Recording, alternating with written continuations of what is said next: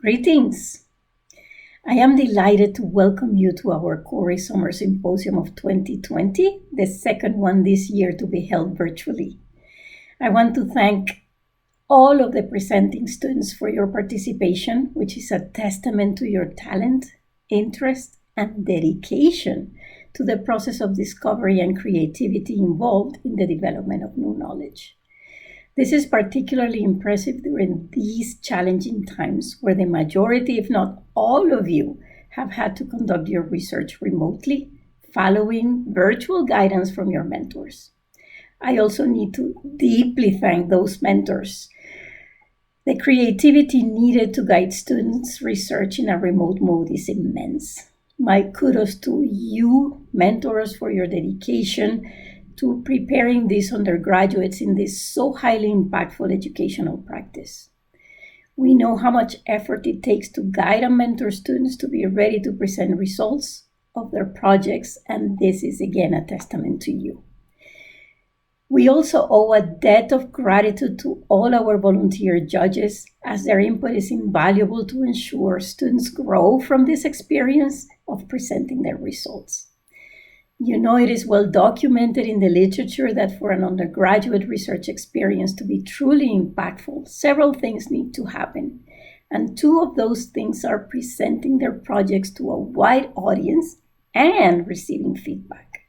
And this is where I come in to thank the amazing COURI staff for, again, getting this virtual symposium ready for all of you. Joe Ramos has been a godsend to my office. Joe has not only coordinated the Surpass program, but since he thrives in a virtual world, he has worked tirelessly behind the scenes to make this virtual symposium happen in a way that seems seamless and easy for everyone participating in it. Another one of my fabulous staff members, Karina Canava, has led the COURI staff through all the summer program needs and the symposium organization, including the preparation of the Book of Abstracts. Beto Rocha, Sergio Samaniego, and Javier Roman have been helping Joe and Karina with data collection, directing messages from students in our COURI email, of course, downloading all the presenting files, and also with the necessary purchases for many of your projects. It would be wonderful if each of you watching this video send Joe, Karina, Beto, Sergio, and Javier a message through the COURI email, thanking them for their hard work. They all need a virtual pat on the back, given that you will not be able to thank them in person the way it happens at a face-to-face meeting. Now I want to shift gears a little bit and let you all know that we are dedicating this symposium in memorial of an ex-UTEP student, Ms. Nancy Martinez, whom we lost way too soon in a car accident earlier this month. Nancy was a former undergraduate and one of the last master students of our professor in the chemistry department, a former professor, Dr. Luis Martinez.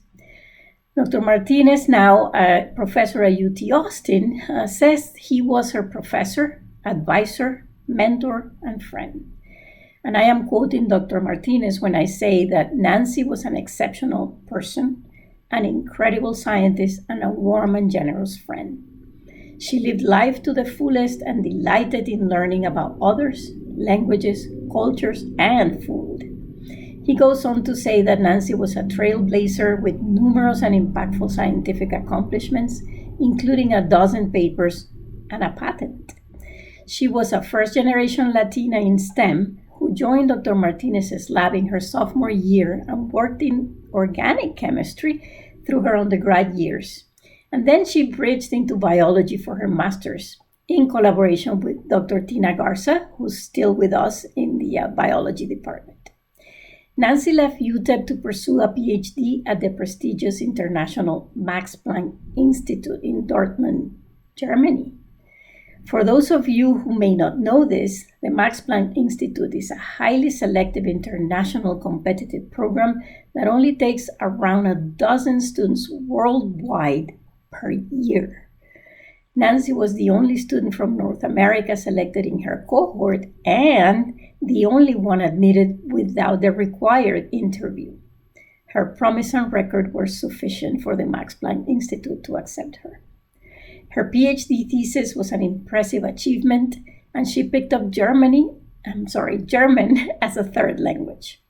She was an expert in chemical biology and was most recently working as a postdoc in translational research at the renowned St. Jude Children's Hospital in their chemical biology and therapeutics department.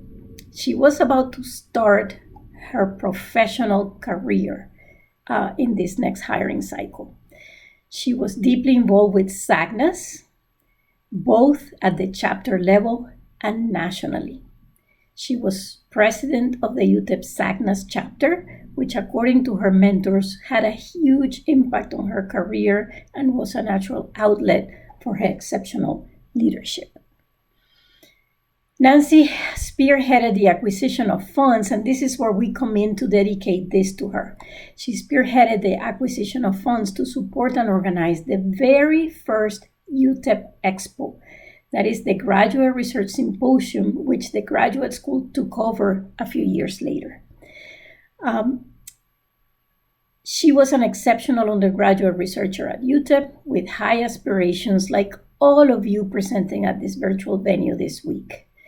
I never had the privilege to meet Nancy, but according to those that did, she loved life, she loved her family, she loved her friends, and all of those who knew her came to love her. Well, I hope you all enjoy this symposium and all the wonderful presentations we have in store for you from all our very talented and hardworking UTEP undergraduates. Go Miners!